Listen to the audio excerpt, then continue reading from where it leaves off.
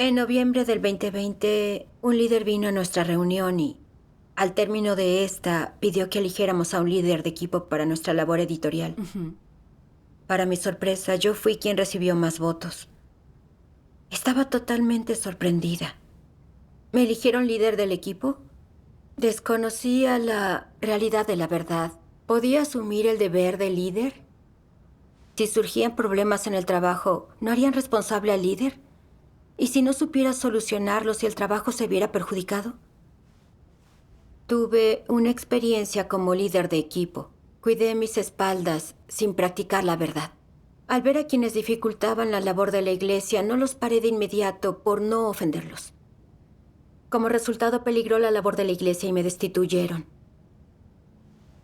Creí que si esta vez no cumplía bien el deber y retrasaba la labor de la casa de Dios y la entrada en la vida de otros, sería hacer el mal. Mi preocupación ya no era que me destituyeran, incluso podrían eliminarme. No quería eso y pensé que no podía afrontarlo. Le dije que no había entrado tanto en la vida como para resolver problemas ajenos y no encajaba bien en el puesto. Le di toda una serie de excusas. Me dijo que debía aceptar el deber y someterme a él. Pero yo no podía quedarme tranquila con ello. Tenía la mente agitada. Recordé entonces este pasaje de las palabras de Dios. Debes someterte y colaborar. Es tu deber y tu responsabilidad. Sin importar el camino, tú siempre debes tener un corazón obediente. Cobardía, miedo, preocupación, desconfianza. Nada de esto debe ser tu actitud hacia el deber. Correcto. Mientras lo meditaba, empecé a sentir cierta calma. Y me di cuenta de que ese deber provenía del gobierno y las disposiciones de Dios. Y aunque no comprendía la voluntad de Dios, supe que debía dejarme guiar por Él y someterme. Sí. Después encontré todo tipo de problemas y dificultades en el deber y no veía progresos concretos en el trabajo de equipo. Volvió mi preocupación porque si no mejoraba nuestro desempeño, no eludiría mi responsabilidad como líder de equipo. Al pensarlo, me sumí en un estado de absoluta turbación. Una noche, al hablar con la hermana con quien más trabajaba, me fui sintiendo incómoda mientras me hablaba del anterior líder de equipo, destituida por no buscar la verdad ni esforzarse por mejorar. No mejoró su destreza ni hizo un trabajo práctico. Yo ejercía como líder de un equipo que enfrentaba una serie de dificultades y problemas. ¿Y si no podía controlarlos y hacer el trabajo práctico? ¿Me destituirían? Quería ser una integrante normal del equipo, sin tanta responsabilidad. Pensaba cumplir provisionalmente con este deber porque acababan de elegirme. Y si resultaba incompetente, renunciar de forma elegante, para no ser un mal que dañara la labor de la iglesia. Si sucedía, sería perder mi destino final. Estaba atrapada en ese estado, aterrada de no cumplir con el deber y ser responsable de los problemas. Cuando surgía una dificultad en el trabajo, tenía miedo de no saber manejarla. Estaba estancada a perpetuidad en un mundo de dolor y sufrimiento. Pero un pasaje de las palabras de Dios que revela la esencia del carácter del anticristo me dio una idea de mi propio estado. Cuando introduzcan una sencilla modificación, en tu deber haz lo que te digan. Y lo que puedas, y sea lo que sea, da tu mejor esfuerzo de todo corazón y con todas tus fuerzas. Lo que Dios ha hecho no es un error. El corazón de los anticristos carece de una verdad tan simple como esta. ¿Qué tienen dentro de su corazón? Desconfianza, duda, rebeldía, tentación. Con lo sencilla que es esta cuestión, un anticristo monta un gran escándalo por ella y le da vueltas y más vueltas, de modo que no descansa. ¿Por qué es que piensan así? ¿Por qué piensan de esa manera tan complicada sobre algo tan simple? La razón es sencilla y no hay más que una sola. Cada asunto o disposición de la casa de Dios que los involucra los enlaza fuertemente en un nudo con su destino y su deseo de recibir bendiciones constantes. Por eso piensan, he de tener cuidado. Un error hará que todo sea un error y tendré que dejar el deseo de recibir bendiciones. lo que será mi final. Debo ser prudente. La casa de Dios, los hermanos, los líderes superiores, incluso Dios, son poco fiables. No confío en ninguno de ellos. La persona más fiable y digna de confianza es uno mismo. Si tú no haces tus propios planes, ¿quién va a ver por ti? ¿Quién va a pensar en tu porvenir y en si vas a recibir bendiciones? Por tanto, tengo que esforzarme al máximo para hacer planes, preparativos y cálculos meticulosos. No puedo descuidarme, ni cometer la menor torpeza. De lo contrario, será fácil que la gente me confunda y se aproveche de mí. Hasta que leí estas palabras de Dios, entendí que son normales los cambios en el deber y debía abordarlos con la actitud adecuada. Debía hacer todo por mejorar en el trabajo y cumplir mis responsabilidades. Y si aún así no daba la talla, tendría que aceptar mi destitución. Se te cambia de deber según las necesidades de la casa de Dios y tu capacidad para asumir cierto deber. Eso no guarda relación con el destino de la persona. Así es. Pero no tenía verdadera fe en Dios y no entendía los acertados cambios en los deberes en la casa de Dios. Tenía una visión incorrecta sobre mi deber ligado a mi destino y ser bendecida o no. Cuestionaba todo, con temor a ser eliminada si no cumplía con el deber y quedar sin estatus ni futuro. Le daba muchas vueltas atrapada en el mal. Sí. Era astuta para jugar con los sentimientos de Dios por mi propio interés. Lista a tirar la toalla si me superaba el deber. No pensaba en cómo cumplir correctamente con él. Me obsesionaba con mis perspectivas de futuro. Que Dios me encumbrara líder de equipo era una oportunidad de formarme, de progresar en el trabajo y de entrar en la vida. Era el amor de Dios por mí. Pero había tergiversado el amor de Dios por creer que iba a ser eliminada.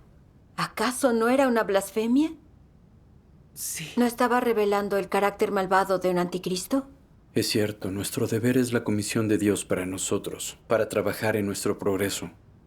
Así, la entrada en la vida será más rápida. Ese es su amor, su bendición. Pensar que Dios nos quiere desenmascarar y eliminar son malentendidos sobre Dios y blasfemias que le hacen daño. Sí, así es. Recordé lo que había revelado en esa época. No había comprendido a Dios y me daba especulaciones y cautela. Estaba alterada y no sabía por qué me hallaba en ese estado, ni dónde estaba el problema. Luego, las palabras de Dios que exponen el carácter de los anticristos resonaron en mí. Los anticristos no creen que haya verdad en las palabras de Dios, ni creen en su carácter, su identidad y esencia. Consideran todo esto desde las ideas y perspectivas humanas, a fin de analizar y examinar todo lo que sucede a su alrededor. Sí. Y consideran la forma en que Dios trata a las personas, las diversas obras que Dios lleva a cabo en ellas, desde las perspectivas, ideas y malicias humanas. Aparte, se valen del pensamiento y los métodos humanos con la lógica y el pensamiento de Satanás para considerar el carácter, la identidad y la esencia de Dios. Obviamente los anticristos no solo no aceptan ni reconocen el carácter, la identidad y la esencia de Dios, sino que albergan multitud de nociones e ideas difusas y vacías sobre ellos. No albergan otra cosa sino el entendimiento humano. No tienen ni el más mínimo conocimiento verdadero.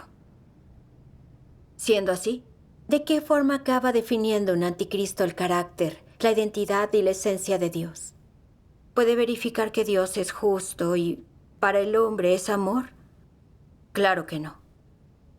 Para los anticristos, la justicia y el amor de Dios son un interrogante, una duda. Así es. El carácter de Dios determina su identidad, y ellos resoplan burlándose de su carácter y rebosan escepticismo, rechazo y denigración hacia él. Y entonces, ¿qué pasa con su identidad? El carácter de Dios representa su identidad. Por lo tanto, es evidente que ellos rechazan directamente la identidad de Dios. Esta es la esencia de los anticristos. Amén.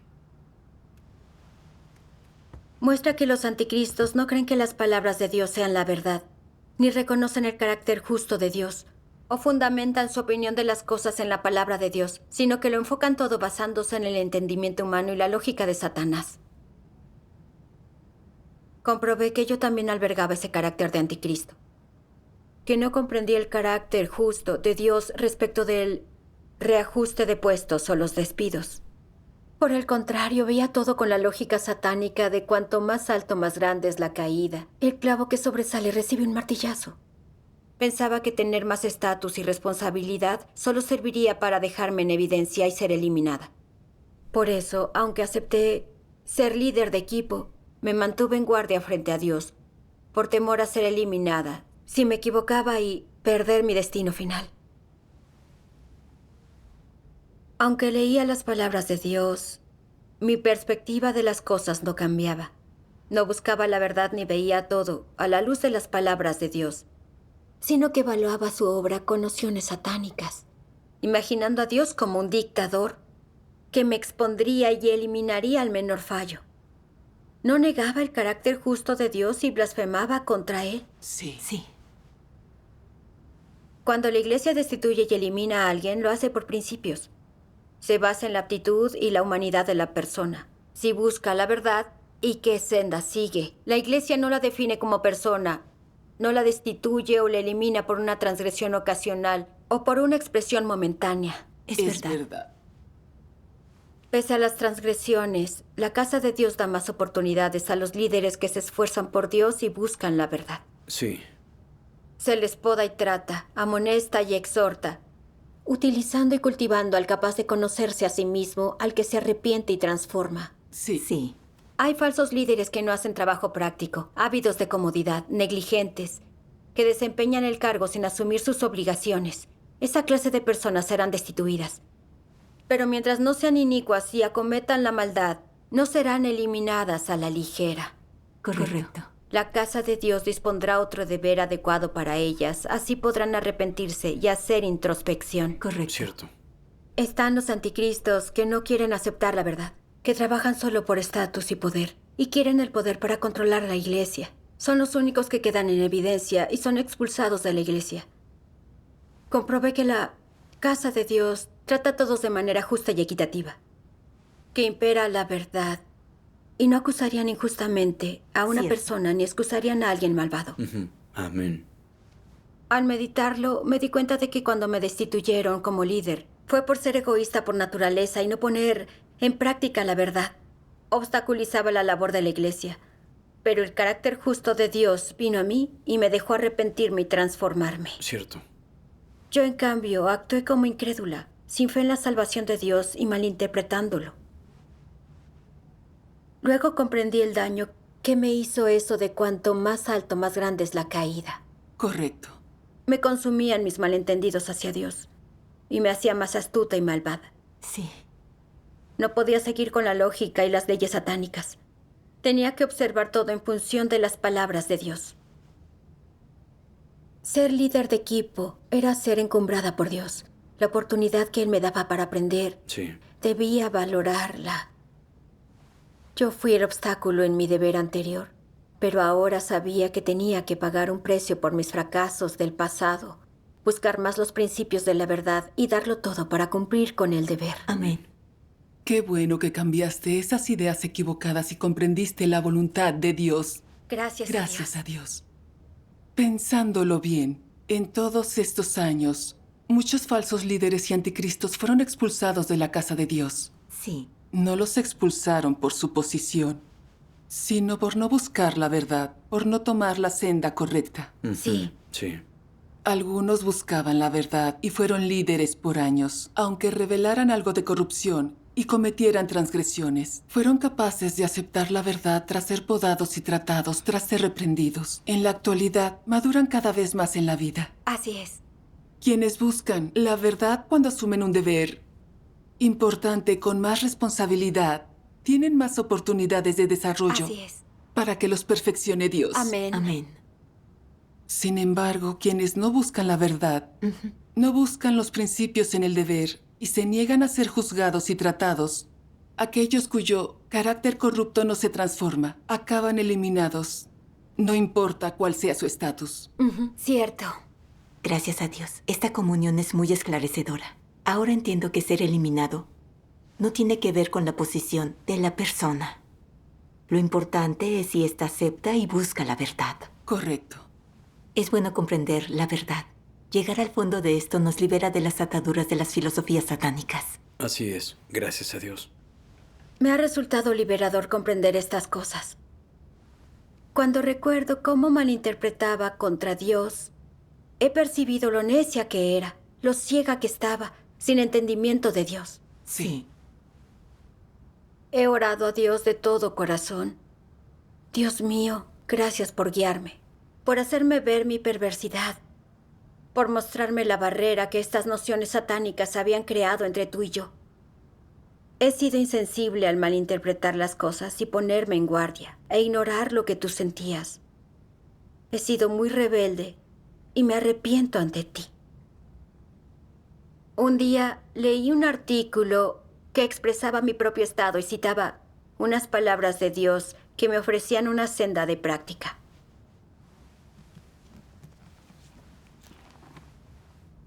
Que el hombre lleve a cabo su deber es, de hecho, cumplir con todo lo que le es inherente y posible para él. Es entonces cuando su deber se cumple. Los defectos del hombre durante su servicio se reducen gradualmente a través de la experiencia progresiva y del proceso de pasar por el juicio.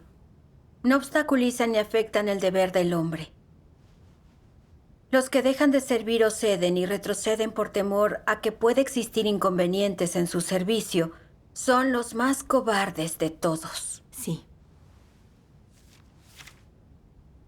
No existe correlación entre el deber del hombre y que él sea bendecido o maldecido.